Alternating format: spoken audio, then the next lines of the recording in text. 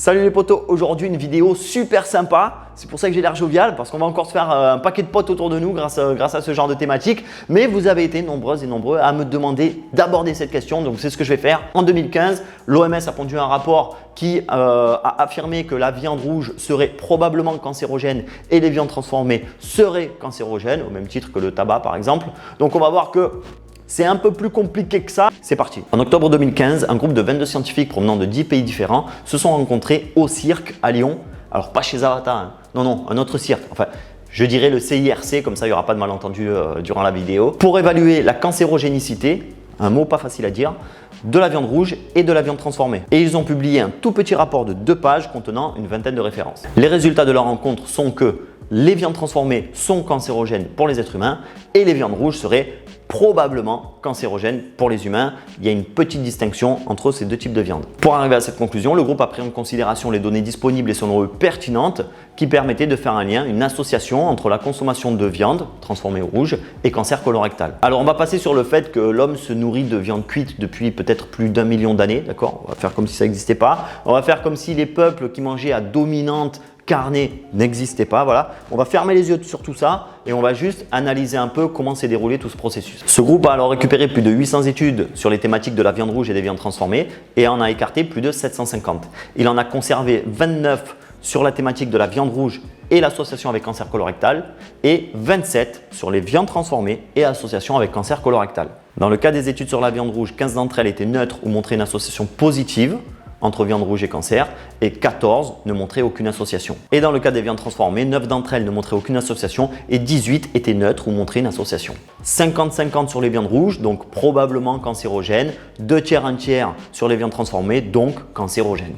C'est pas flagrant au niveau des résultats, mais bon, ils ont pris position en fonction des résultats qu'ils avaient devant eux. Pour en arriver là, ils se sont essentiellement servis d'études épidémiologiques. Et là, tu te dis, oui, c'est bien David, mais c'est quoi une étude épidémiologique? C'est en gros une théorie émise grâce à des questionnaires imparfaits qui soulèvent des hypothèses. Et ces hypothèses, évidemment, ensuite doivent être testées sur le terrain. C'est pas parce que les buveurs de pastilles sur le Vieux-Port ils mangent des cacahuètes que les cacahuètes rendent alcooliques. Le résultat d'une étude épidémiologique n'est en aucun cas une preuve. Un autre souci avec les études épidémiologiques, généralement, c'est que dans le groupe des mangeurs de viande, on va mettre des gars comme moi qui mangent à dominante animale, pas de sucre et qui ne boivent que de la flotte. On n'est pas nombreux dans la population. D'ailleurs, si ça t'intrigue le régime carnivore, tu peux télécharger mon PDF gratos pour démarrer un régime carnivore sereinement. Il est dispo dans la description, n'hésite pas à le faire. Donc on va mettre des gars comme moi dans le même groupe de mangeurs de viande que des types qui bouffent des kebabs et qui boivent des grands verres de coca. C'est un peu discutable quand même, hein. Les meilleures études qu'on puisse trouver sur le sujet, ce sont des études expérimentales. Et le problème des études expérimentales, c'est que c'est très difficile à mettre en place. Il faudrait pour ça enfermer des gens, tu vois, et gérer totalement ce qu'ils ingèrent sur de longues périodes pour voir les résultats. Très difficile quoi. Donc la question c'est combien y avait-il d'études expérimentales dans ces 56 études conservées par ce groupe de travail? 6. 4 sur des rats et 2 sur des êtres humains. Et ces études ont des sérieux problèmes de méthodologie, voire ne démontrent rien du tout. Alors je ne vais pas rentrer dans le détail de ces 6 études-là dans cette vidéo, d'accord, parce que ça va être hyper relou pour tout le monde, hein, c'est pas le but. Mais sachez qu'il y en a qui l'ont déjà fait, hein, de s'intéresser à ces études-là. Donc par exemple le docteur Georgia Ed, ou Id, je ne sais pas comment on dit, qui est professeur à l'université d'Harvard, si je ne dis pas de bêtises, mais en psychiatrie. Donc voilà, je ne vais pas mentir, je ne vais pas dire elle est professeure en nutrition, non, en psychiatrie, mais elle est passionnée par ces sujets-là. Et donc, écoutez, elle a fait un article écrit sur son blog dont je mets le lien dans la description justement pour expliquer exactement les problèmes de méthodologie et les résultats qu'ont apporté ces études expérimentales. Et elle a également fait une conférence sur le sujet qui est en lien sur YouTube et dont je mets le lien dans la description, que je vous conseille d'aller voir. Mettez les sous-titres, voilà, parce que c'est pas traduit en français et donc avec les sous-titres en anglais, peut-être vous comprendrez mieux. En tout cas, il faut avoir quelques notions d'anglais pour bien piger tout ce qu'elle raconte. Mais c'est super intéressant. In my opinion, what we've got against red meat, according to the World Health Organization, is 2 very questionable, seriously flawed human studies that say that red meat might not be good for you. So, as a psychiatrist, I understand that believing is seeing. So if you believe, for whatever reason, I mean, there are many reasons to consider eating less red meat or not eating red meat, but none of them, in my opinion, have to do with health. It's not about health, it's maybe about something else. And people should be able to make their own choices, but they should have the correct information on which to base those choices, rather than the WHO saying that the entire world needs to avoid red meat for health reasons. I think that the science is simply not there. That's why I say this is a political document. So if you choose not to eat red meat, that's your personal choice. But I don't think that there are any health reasons to avoid it. Et il faut savoir qu'à l'intérieur même de ce groupe d'experts, pour en arriver à ces conclusions-là, il y a eu un vote interne. Et il n'y a absolument pas de consensus au sein même de ce groupe-là. 30% d'entre eux étaient contre les conclusions de ce rapport. Et David Klurfeld, qui faisait partie des 22 experts recrutés et qui était contre ces conclusions, affirmera plus tard dans une interview qu'un quart à un tiers des membres de ce comité étaient végétariens et que c'était l'expérience professionnelle la plus frustrante de toute sa vie. Et vous avez le lien de l'interview dans la description. Actually, there were quite a few vegetarians on the committee. In fact, the first night we were there, we had a group dinner at a restaurant, and I was sitting next to one of the staff members from WHO, and I expressed the view that I felt that the members of the working group should declare that those who are vegetarians, because I feel that is a conflict of interest. Yeah. And she laughed and said, well, I'm a vegetarian. So we changed the topic of discussion. But I really do think that intellectual biases are stronger and undeclared in research. Alors non seulement ce rapport avait déjà été contesté en interne, mais en plus, évidemment, quand il est paru, il y a un paquet de voix qui se sont élevées. C'est tout à fait normal. Certains diront que c'était pour défendre son bout de steak, mais peut-être pas. On a par exemple cette étude-là qui est une réponse directe au rapport de l'OMS et qui s'appelle quand même controverse sur la corrélation de la consommation de viande rouge et transformée avec le risque de cancer colorectal, une perspective asiatique. Et pourquoi ça s'appelle une perspective asiatique? Tout simplement parce que les chercheurs de cette étude qui sont asiatiques ont fait gentiment remarquer que 75% des études épidémiologiques utilisées pour la rédaction du rapport de l'OMS provenaient d'études menées dans le monde occidental.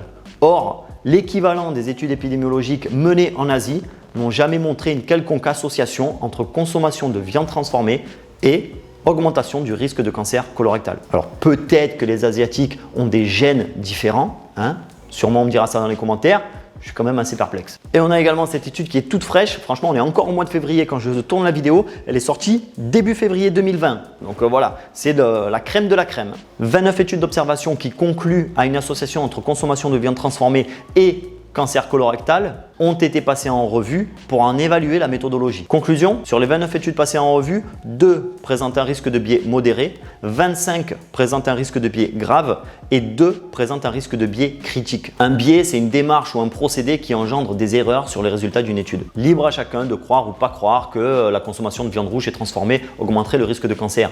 Moi, j'en ai rien à taper dans le fond. Ce que je veux dire, c'est que de toute façon, sur Internet, tu trouveras toujours ce que tu as envie de trouver. Mais la seule chose qu'il y a à garder en tête, c'est qu'aujourd'hui, factuellement, il n'y a aucune preuve réelle en la matière. Et c'est pas faute d'essayer de trouver, parce que des études qui cherchent à établir ce lien-là, il y en a des nouvelles tous les jours. Alors avant de vous laisser, j'aimerais bien quand même revenir sur un point intéressant. C'est la différence entre risque réel et risque relatif. Selon l'OMS et d'autres instituts spécialisés sur le sujet, il y a une probabilité pour tout individu, toi, moi, d'autres, de développer un cancer colorectal au cours de sa vie qui est estimée à peu près 5%.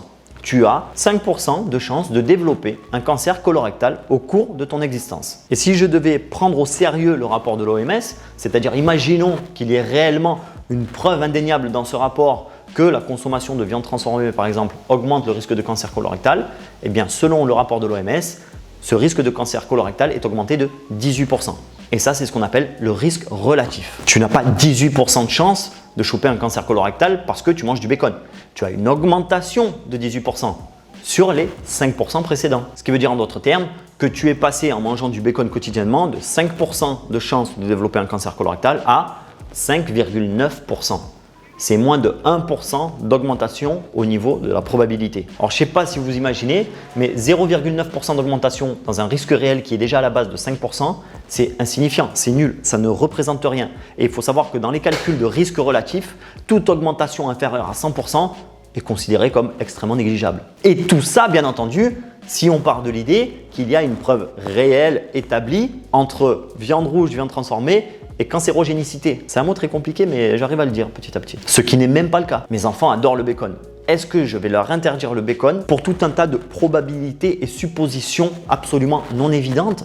Je crois pas, non. Ce lien entre consommation de viande et développement du cancer a été contredit en interne. Il a été contredit par une grosse partie de la communauté scientifique. Il est contredit par l'anthropologie. Il est contredit par la biologie, la physiologie et la simple observation de peuples qui ont des alimentations à dominante animale à travers la planète. Peuples qui ne développent pas plus de cancer, voire même moins, que les habitants des pays occidentaux qui consomment beaucoup de moins de viande qu'eux. La viande est ce qui a fait de nous ce que nous sommes. Et quand je dis ça, c'est pas pour t'inciter à manger, c'est juste pour établir quelques vérités, pour la remettre à sa place. La viande est un élément fondamental de notre développement. C'est grâce à la chasse, à la pêche et à la consommation de viande que l'humanité a pu s'élever à ce qu'elle est aujourd'hui. Comme le dit Georgia Head dans sa conférence, ce rapport de l'OMS n'est pas un rapport scientifique, c'est un rapport politique. Et personnellement, je t'avoue que les recommandations de l'OMS, je m'en tamponne le coquillard. Mais alors royal quoi. Alors après, vous faites ce que vous voulez. Ceux qui veulent manger de la viande, mangez de la viande. Ceux qui ne veulent pas manger de la viande, ne mangez pas de viande. Moi, j'en ai rien à taper. Chacun fait ce qu'il veut. Si cette vidéo t'a plu, évidemment, un like, un partage, un commentaire. N'hésite pas à me suivre sur Insta. N'hésite pas à me filer un petit coup de pouce sur Tipeee. C'est un peu la galère ces temps-ci. Et moi, je vous dis à bientôt pour de nouvelles vidéos sur santédefer.fr. Salut les potos.